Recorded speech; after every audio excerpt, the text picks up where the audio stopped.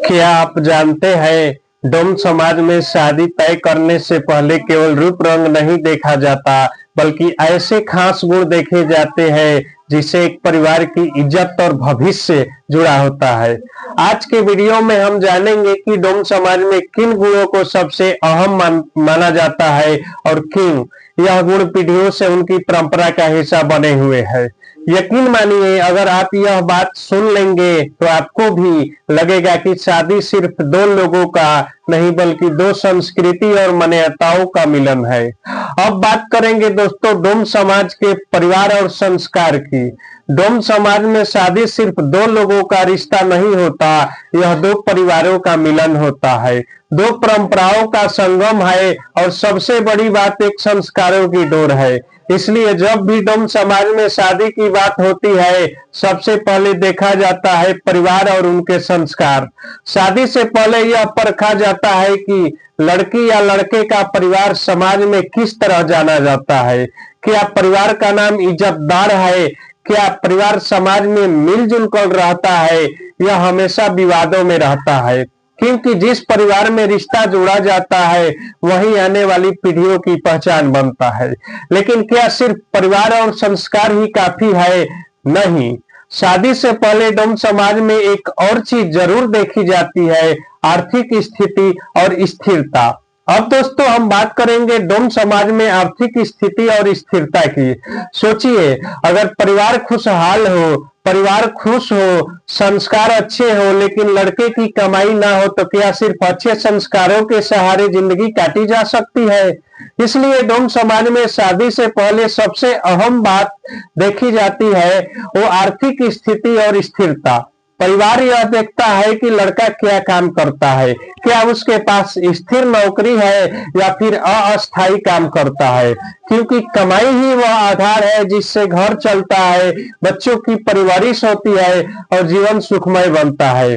तो दोस्तों साफ है कि शादी से पहले डोम समाज में आर्थिक स्थिति और स्थिरता बहुत बड़ी भूमिका निभाती है, क्योंकि पैसे के बिना रिश्ता बोझ बन जाता है, लेकिन स्थिरता के साथ वही रिश्ता खुशियों का घर बन जाता है, खुशियों का संगम बन जाता है। लेकिन क्या सिर्फ पैसा और नौकरी ही काफी है? नहीं, अगली बात उनसे भी ज्यादा अहम है शिक्षा और समझदारी, क्योंकि पढ़ाई और सोच ही जिंदगी का असली दिशा तय करती है। तो चलिए दोस्तों अगले हिस्से में हम जानते हैं कि शिक्षा और समझदारी क्यों जरूरी है।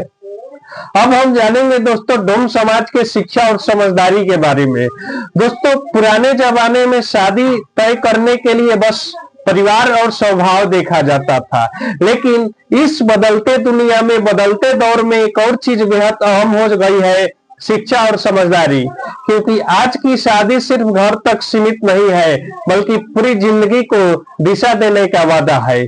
आज डोम समाज में देखा जाता है कि लड़का पढ़ा लिखा है या नहीं, कमाई के साधन, नौकरी, समाज में मान सम्मान, यह सब पढ़ाई पर निर्भर करता है।